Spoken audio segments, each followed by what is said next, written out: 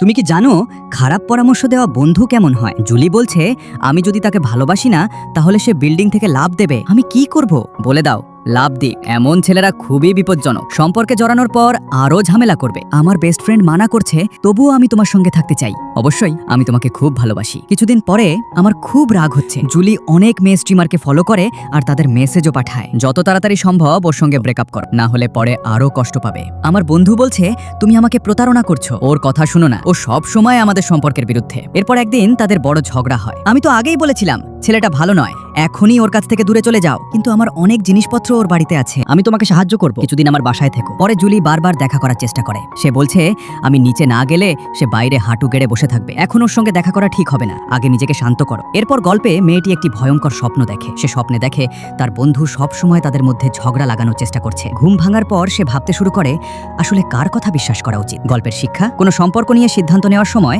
শুধু বন্ধুর কথা বা শুধু সঙ্গীর কথা শুনে সিদ্ধান্ত নেওয়া উচিত নয়। নিজের বিচার বুদ্ধি ব্যবহার করা এবং পরিস্থিতি ভালোভাবে বোঝা সবচেয়ে গুরুত্বপূর্ণ। আর কেউ যদি আমাকে ভালোবাসো না হলে আমি নিজেকে ক্ষতি করব বলে চাপ দেয়, সেটি একটি অস্বাস্থ্যকর ও নিয়ন্ত্রণমূলক আচরণ।